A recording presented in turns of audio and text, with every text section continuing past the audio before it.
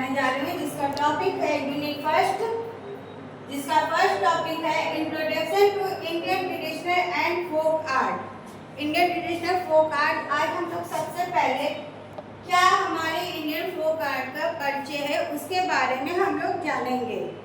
कहते हैं जहाँ वाणी मूक हो जाती है वहाँ कला मौन की भाषा धारण कर लेती है। मौन की भाषा वाणी क्या है? वाणी में शब्द, अर्थ, विचार इन सभी को सम्मिलित किया गया है। कला कई प्रकार की होती है जो हमारे विचारों को, कला को, हमारे भावों को कला के द्वारा व्यक्त करते हैं। आदि मानव के काल से जो हमारी कला विकसित हुई है, आज हम लोग उसी के बारे में पढ़ेंगे। सबसे पहला पॉइंट है हमारा introduction to Indian traditional and folk art. हमारी जो ट्रेडिशनल है यानी कि हमारी जो परंपरा है और जो हमारी फोक आर्ट यानी कि लोक कला है उसका क्या परिचय है, इन दोनों के बीच में क्या संबंध है, हम उसके बारे में उसका परिचय हम लोग पढ़ेंगे।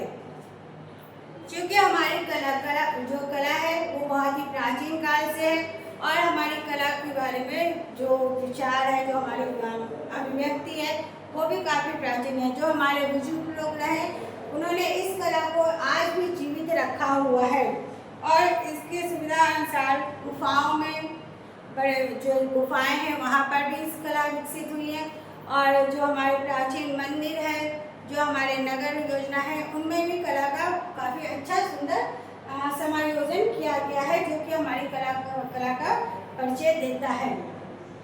कला हमारे जीवन की एक महत्वपूर्ण क्रिया है। हम अपने विचारों को, अपनी भावनाओं को कला के द्वारा व्यक्त करते हैं। उसी प्रकार हमारी जो प्राचीन परंपरा रही है, जो हमारे बुजुर्ग हैं, उन्होंने अपनी भावनाओं को कभी गुफाओं में चित्रित किया हुआ है, कभी दीवारों में चित्रित किया है और उसको जीवित रखा हुआ है। उसी लोक कला को, उसी भावना को, उसी कला को हमारे जो बुजुर्ग लोग रहे थे उन्होंने इस परंपरा को आज भी जीवित रखा हुआ है। फोक आर्ट मतलब जो हमारी लोक कला है, जो हमारे जनजीवन से जुड़ी हुई है, हमारे डेली के क्रियाकलापों से जुड़ा हुआ है, वही हमारी लोक कला है। जैसे कि हम लोग कोई पूजा पाठ करते हैं, धार्मिक कार्य करते हैं, उसमें भी हम लोग लोक कला का प्रयोग करते हैं। सेकेंड पॉइंट है हमारा signification understanding Indian folk art, Indian folk and art and culture, यानी कि इंडियन फोक आर्ट और कल्चर, संस्कृति, लोक कला और संस्कृति का क्या संबंध रहा है। ये कला हमारी लोक कला के संबंध में जुड़ी है, हमारी संस्कृति से जुड़ी हुई है और ये कई प्रकार से हमें देखने को मिलता है। ये अलग अलग रूप में हमें दिखाई देती है। ये हमारे जीवन में भी नजर आती है और हमारी संस्कृति से भी जुड़ी हुई है। थर्ड पॉइंट है need to be concern about from future our art. हमारे फ्यूचर से क्यों जुड़ा हुआ है ये लोग? फ्यूचर से क्या हमारा मतलब है? हमारा फ्यूचर कैसा होना चाहिए? हम अपनी जो लोक कला है, हमारी जो परंपरा है, हमारा जो ट्रेडिशनल है, हमारा जो कल्चर है, उसी को ही हम जीवित रखें और उसको जीवित रखने के लिए हम लोक कला का माध्यम बनाते हैं। हमारी जो पिछली परंपराएं रही हैं, हमारी जो कल्चर रहा है, उसको हम लोक कला के द्वारा आज भी जीवित रखे हुए हैं। आज भी आप महाराष्ट्र है, मुंबई, महाराष्ट्र है, राजस्थान है, बिहार है, मध्य प्रदेश है, उड़ीसा है, पश्चिम बंगाल है, यहाँ पर तरह तरह की लोक कलाएं विकसित हैं। इनको आज भी लोगों ने जीवित कर रखा हुआ है और इसको काफ़ी अच्छे से रखा है जो हमारे आगे आने वाली पीढ़ी को प्रदान कर सके। फिर है हमारा सेंसिटिविटी ऑफ आर्ट फॉर्म। क्या इसका फॉर्म है, क्या इसके बारे में वो है, इसको हम लोग कैसे जीवित रख सकते हैं, इसके बारे में भी बताया गया है। Inter relationship with nature. Inter relationship with nature का मतलब क्या? इंटर जो हमारे रिलेशनशिप है और नेचर यानी कि जो हमारी प्रकृति है, प्रकृति और उसके बीच में संबंध कैसा होना चाहिए, इसके बारे में हम लोग लोक कला में हम दिखाते हैं। अब ये जो प्राचीन लोक कला है, जो हमारी कला है, उसको हम लोग नेचर के साथ में, जो प्रकृति के साथ में हम लोगों ने जोड़कर रखा हुआ है। ये कला कई प्रकार की होती है, जैसे कि बिहार में बिहार में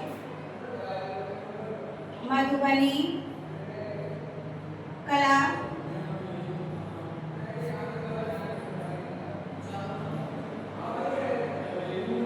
मध्य प्रदेश में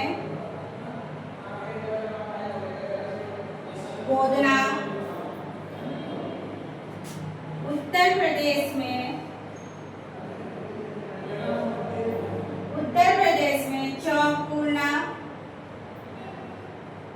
चौकपूर्णा,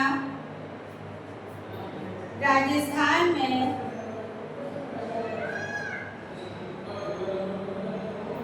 मांडना,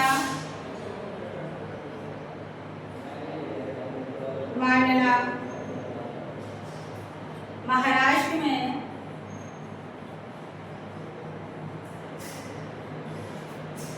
रंगोली और उत्तर प्रदेश में ही सांझी कला भी है। आगे ये कलाएं जो है हमारी लोक कला है।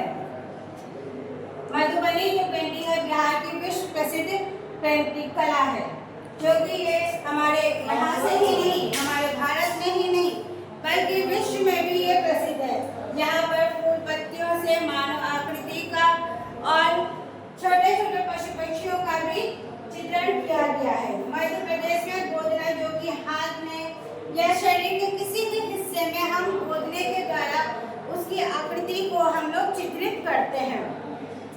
उसी तरह उत्तर प्रदेश में चौकपूर्णा, यानी कि जो हमारी संस्कृति के जो हमारे धार्मिक कार्य है उसमें हम लोग इसका चौकपूर्णा करते हैं। हम आटे के द्वारा चौक फोड़ते हैं, फिर उसमें शुभ कार्य का आरंभ करते हैं। उसी तरह से राजस्थान में मांडना है और महाराष्ट्र में लोग रंगोली, जो कि रंगोली जो है कई तरह की बनाई जाती है। आजकल तो काफी नई नई तरह की रंगोलियाँ बन रही है, जैसे कि सूखे बुरादे से, पानी में रंगोली है, फ्लैट में रंगोली है, कलर द्वारा रंगोली है, ये सब बनाई जाती है।